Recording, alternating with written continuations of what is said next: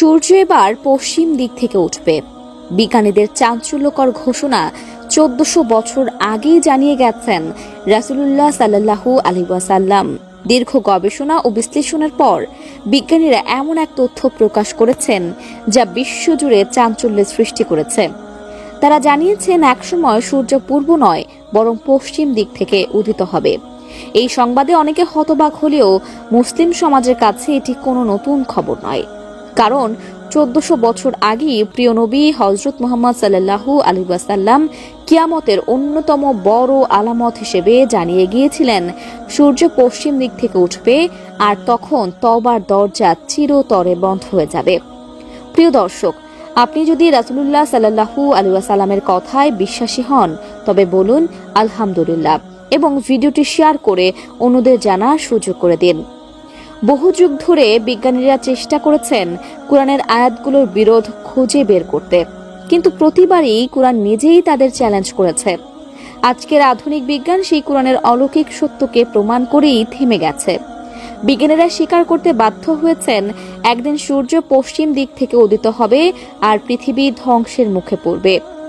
বিজ্ঞান একসময় বিশ্বাস করত সূর্য পৃথিবীর চারদিকে ঘোরে, কিন্তু আল কুরআনে 1400 বছর আগেই বলা হয়েছে সূর্য নিজ কক্ষপথে নির্দিষ্ট স্থানে চলমান।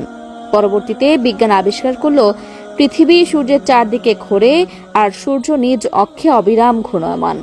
তবে আশ্চর্যের বিষয় হচ্ছে, যদি কোনোদিন পৃথিবীর ঘূর্ণন বিপরীত দিকে শুরু হয় তাহলে সূর্যকে পূর্ব নয় পশ্চিম দিক থেকে উদিত হতে দেখা যাবে। তখন দিন ও রাতের নিয়ম সম্পূর্ণ ভেঙে পড়বে, সময়ের হিসাব এলোমেলো হয়ে যাবে। অর্থাৎ পৃথিবীর আহ্নিক গতি পরিবর্তন মানেই সূর্যের পশ্চিম থেকে উদয়। এ এক অলৌকিক ইশারা, সৃষ্টিকর্তার ক্ষমতারই প্রকাশ। কুরআন শুধু একটি ধর্মীয় গ্রন্থ নয়, এটি মানব জীবন ও মহাবিশ্বের এক পরিপূর্ণ জ্ঞান ভাণ্ডার। এখানে রয়েছে জ্যোতির্বিজ্ঞান, পদার্থবিজ্ঞান, চিকিৎসা বিজ্ঞান, ভূতত্ত্ব সহ আধুনিক বিজ্ঞানের বহু রহস্যের ইঙ্গিত। মহাবিস্ফোরণ বা বিগ ব্যাং থিওরি। অবিশ্বাসীরা কি চিন্তা করে না যে আকাশমণ্ডলী ও পৃথিবী একসাথে সংযুক্ত ছিল, অতঃপর আমি উভয়কে পৃথক করে দিলাম। সূরা আল আম্বিয়া আয়াত 30।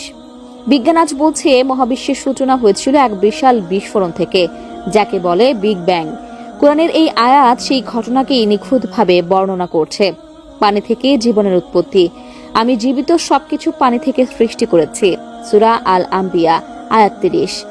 আধুনিক জীববিজ্ঞান বলছে সব প্রাণীর কোষের 80 থেকে 85% অংশই পানি, অর্থাৎ জীবন টিকে আছে পানির উপর নির্ভর করে। কুরআনের এই বাণী আজকের বৈজ্ঞানিক সত্য।